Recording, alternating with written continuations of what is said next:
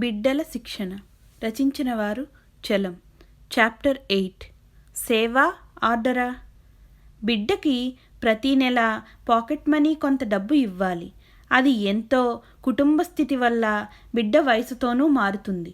బిడ్డ అల్లరి చేసినా, పని చెయ్యకపోయినా, వస్తువులు పాడు చేసినా ఆ డబ్బు తగ్గించకూడదు.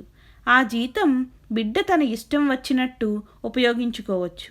కానీ అనారోగ్యాలు, హానికరాలు అయిన పదార్థాలు కొనడానికి ఉపయోగించకూడదు ఆ డబ్బుని వీధిలో పారేసినా, అందరికీ మూర్ఖంగా పంచిపెట్టినా ఊరుకోవాలి.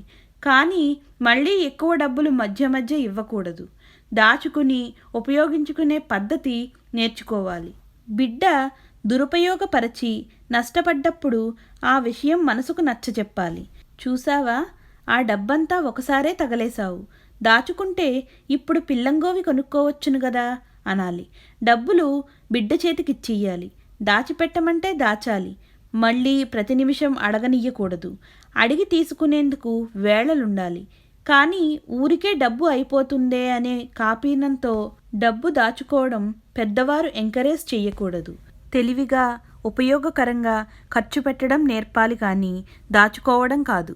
వస్తువులు కొనియ్యాలి బిడ్డకి, కానీ ప్రియంగా కొంటున్నప్పుడు బిడ్డ ఎట్లా మోసపోతుందో చూపాలి. సరైన ధరలకు కొనటం తెలుసుకునేట్టు చూపాలి. పెద్దవారు ధనం విలువ, దాని సద్వినియోగము నేర్పడం ముఖ్యోద్దేశం. ఊరికే కూడబెట్టడము పనికిరాదు. బుద్ధి లేక ఖర్చు పెట్టడము మంచిది కాదు. బిడ్డ ఇంటో పనికి సహాయం చెయ్యాలి. ఆ పని 3 విధాలు. 1. ప్రేమతో చేసే సహాయం. 3 ఏళ్లు రాగానే తన సహాయార్థం పని చెయ్యమని బిడ్డని అడగవచ్చు. కానీ బిడ్డ చెయ్యనంటే బలవంత పెట్టకూడదు. బిడ్డ ఆడుతూ ఉండగా డిస్టర్బ్ చేసి పిలవకూడదు. నా మీద ప్రేమ లేదా? పని చెయ్యకపోతే నీ మీద కోపం వస్తుంది, నీతో మాట్లాడను అనకూడదు. బిడ్డ పనిని ఆనందంతో, ప్రేమతో చెయ్యాలి. ఏదన్నా ఎక్కువ పని వచ్చినప్పుడు ఆ సంగతి చెప్పి బిడ్డ సహాయం అడిగితే బిడ్డ తప్పకుండా ఒప్పుకుంటుంది. స్నేహితుల్ని సహాయం అడిగినట్లే. వారు సహాయం చెయ్యకపోతే బలవంతం చెయ్యగలమా? వారికి సహాయం మనం మానేస్తాము. అట్లానే బిడ్డ పెద్దవారికి సహాయం చెయ్యకపోతే దానికి సహాయగుణం నేర్పడానికై పెద్దవారు పిల్లకి గాలిపటాలు, నాటకాలు మొదలైన వారి ఆటల్లో సహాయం నిరాకరించవచ్చు. బిడ్డ భయపడి సేవ చేస్తోంది, ప్రేమతో చేస్తోంది కనిపెట్టాలి. పెద్దవారు సోమరిగా కూర్చుని బిడ్డని నౌకరు కింద ఉపయోగించుకోకూడదు. తమ పనిని తామే చేసుకోవాలి. బిడ్డని మంచినీళ్ళిమ్మని, విసరమని, కాళ్ళు పట్టమని అడిగి చేయించుకుంటారు. కానీ బిడ్డ అడిగితే నువ్వు చేసుకోలేవా, చేతులు లేవా అంటారు. అది అన్యాయం. పెద్దవారికి చిన్నవారు సేవ చెయ్యాలనే ఉద్దేశం నశించాలి. అందరూ పరస్పర సహాయం చేసుకుంటూ ఒక ఇంట్లో ఉండే సమాన వయస్కులైన స్నేహితులనుకోవాలి.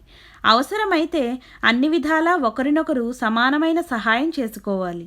అవసరం లేకుండా ఒకరి మీద ఇంకొకరు అధికారం చేసి సేవ చేయించుకోకూడదు.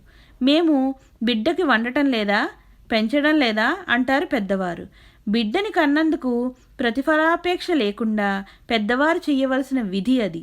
అందుకోసం బిడ్డని సేవ చెయ్యమనడం తప్పు. తాము చేసుకోగలిగినవన్నీ చేసుకొని అవసరమైనప్పుడు బిడ్డల నుంచి పని తీసుకోవచ్చు. 2. విధిగా చేసే పని. ఇది ఒక ఇంట్లో తను కూడా మెంబరైనందుకు అందరి వలనే తను విధిగా చెయ్యవలసిన పని.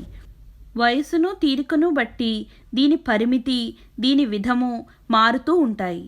అది ఎట్లా చెయ్యాలో నేర్పాలి. అది చేసే సమయం నిర్ణయించాలి. ఈ పని చెయ్యకపోతే ఆ పనికి సంబంధించిన హక్కులు పోతాయి.